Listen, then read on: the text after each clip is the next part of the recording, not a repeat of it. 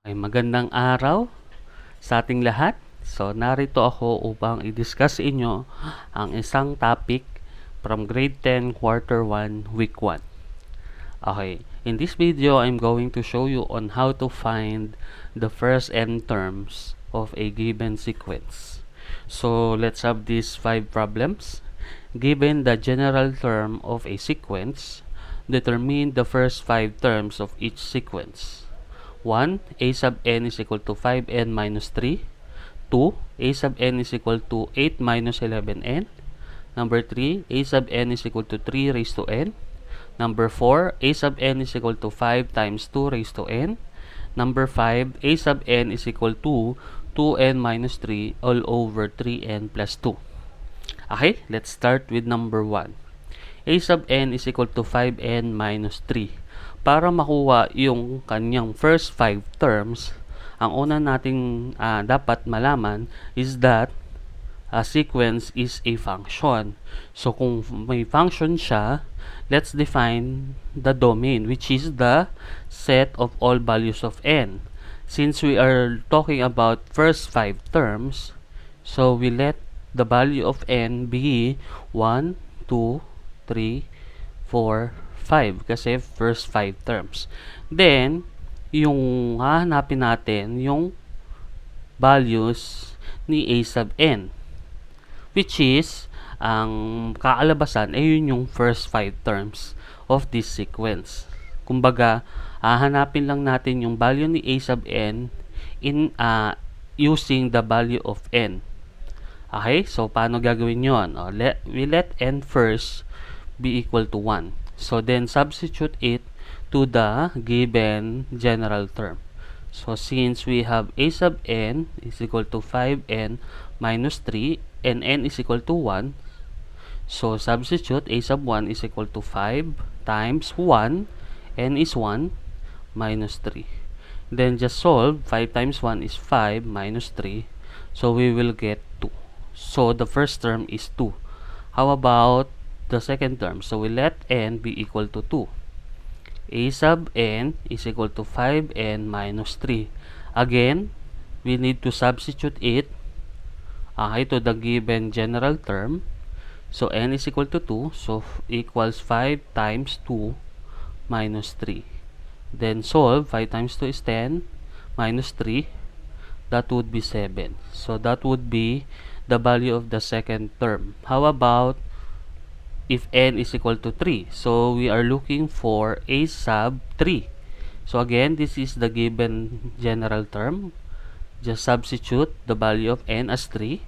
So a sub 3 is equal to 5 times 3 minus 3.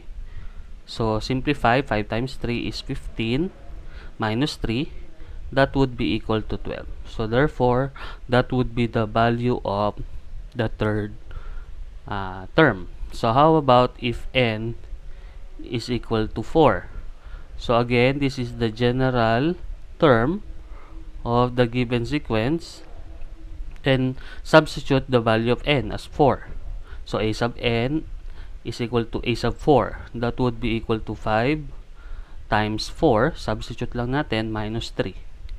Then simplify. 5 times 4 is 20 minus 3. So, therefore, that would be 17. So, a sub 4 is 17. Then, for the last term, we let n be equal to 5.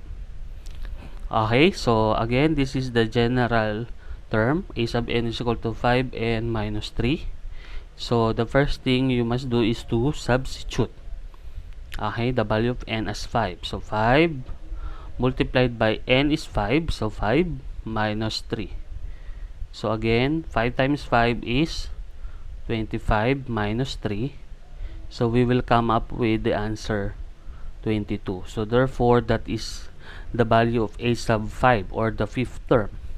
So the first 5 terms of the given general term of the sequence are 2, 7, 12, 17, and 22. So these are the first 5 terms of the first sequence. Okay, Let's proceed to number 2. A sub n is equal to 8 minus 11n. So, tulad ng ginawa natin sa number 1, ang gagawin lang natin is substitute lang natin. So, ngayon, directly ko na ipapakita. So, a sub 1 is equal to 8 minus 11 times 1. So, that would be equal to 8 minus 11 times 1 is 11. So, 8 minus 11 is negative 3. So, that is the value of a sub 1. How about a sub 2? So, again, substitute 8 minus 11 times 2. That would be equal to 8 minus 11 times 2 is 22. Then, 8 minus 22 is negative 14. Okay, so that would be the value of the second term. How about a sub 3? So again, substitute 8 minus 11 times 3. So that would be equal to 8 minus 11 times 3 is 33. So 8 minus 33 is negative 25. So that would be the third term. Then, for the fourth term, so we need to substitute the value of n as 4. So, 8 minus 11 times 4. So, again, simplify. 8 minus 11 times 4 is 44. So, 8 minus 44 is equal to negative 36. Okay, so that is the value of a sub 4. How about a sub 5?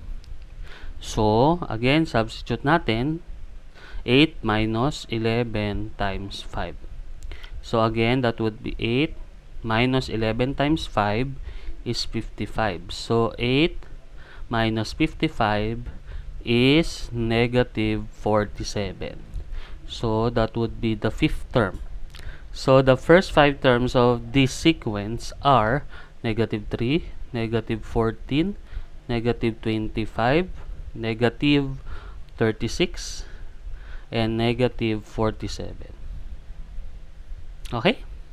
So, next problem. A sub n is equal to 3 raised to n.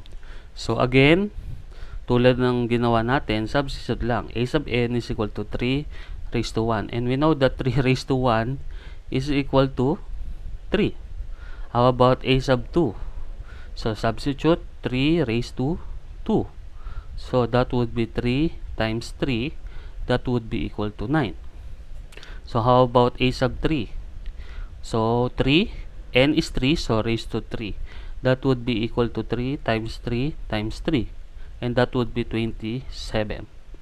Okay. How about a sub 4? Again, substitute lang natin. 3 raised to 4. So, that would be equal to 3 times 3 times 3 times 3. And that would be 81.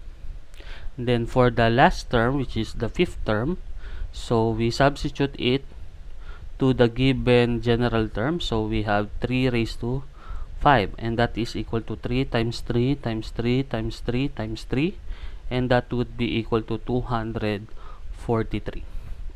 So we can conclude that the first 5 terms rather of the given sequence are 3, 9, 27, 81, and 243. Okay, how about number 4?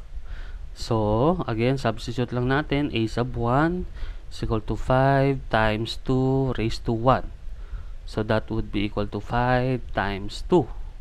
And that would be equal to 10. So, therefore, the first term is 10. How about a sub 2? Again, substitute lang. So, 5 times 2 raised to 2, so that would be equal to 5. We know that 2 raised to 2 is 4, so 5 times 4 is equal to 20. So that would be the second term. How about the third term? So 5 times 2 raised to 3, that would be equal to 5 times 2 raised to 3 is equal to 8. So that would be 5 times 8 is equal to 40. So the third term is 40. How about the fourth term? So 5 times 2, so n is 4, so raised to 4. So simplify. 5 times 2 raised to 4 is equal to 16. And 5 times 16 is 80. So therefore, that is the value of the fourth term. And lastly, for the fifth term, so we have 5 multiplied by 2 raised to 5. So therefore, that would be equal to 5 times 2 raised to 5 is 32. And 5 times 32 is 160. So that is the value of the fifth term. So the first 5 terms of this sequence are 10, 20, 40, 80, and 160. So next, last number, so number 5. So again, substitute lang natin. So a sub 1 is equal to 2 raised to 1, ay 2 times 1 rather, minus 3 all over 3n, o 3 raised to 3 times 1, substitute lang natin, plus 2. Then simplify. 2 times 1 is 2 minus 3 all over 3 times 1 is 3 plus 2. So simplify furthermore. So 2 minus 1 is negative 1 and 3 plus 2 is 5. So negative 1/5. That is the first term. How about the second term? So again, substitute lang natin. 2 multiplied by 2 minus 3 all over 3 multiplied by 2 plus 2. So simplify. 2 times 2 is 4 minus 3 all over 3 times 2 is 6 plus 2. Then solve. 4 minus 3 is 1. 6 plus 2 is 8. So therefore, the second term is 1 over 8.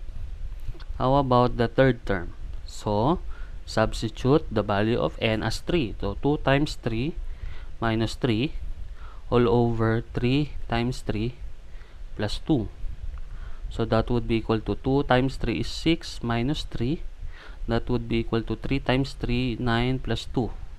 Then simplify, we have 3 over 11. So that would be the third term. So how about the fourth term? So again, substitute 2 times 4 minus 3 all over 3 times 4 plus 2. So simplify, we have 2 times 4 is 8 minus 3 all over 3 times 4 is 12 plus 2. So solve. 8 minus 3 is 5 all over 12 plus 2 is 14. Okay, so therefore that would be the fourth term. And for the last term, which is the fifth term, so again, substitute lang natin yung value ni n as 5. So 2 multiplied by 5 minus 3 all over 3 times 5 plus 2. So again, 2 times 5 is 10 minus 3 all over 3 times 5 is 15 plus 2. So simplify, 10 minus 3 is 7 all over 15 plus 2 is 17. So the fifth term is now 7 over 17. So the answer in this number are negative 1/5, 1 over 8, 3 over 11, 5 over 14, and 7 over 17. So these are the first 5 terms of this given sequence. So that's it. Okay, salamat sa pakikinig.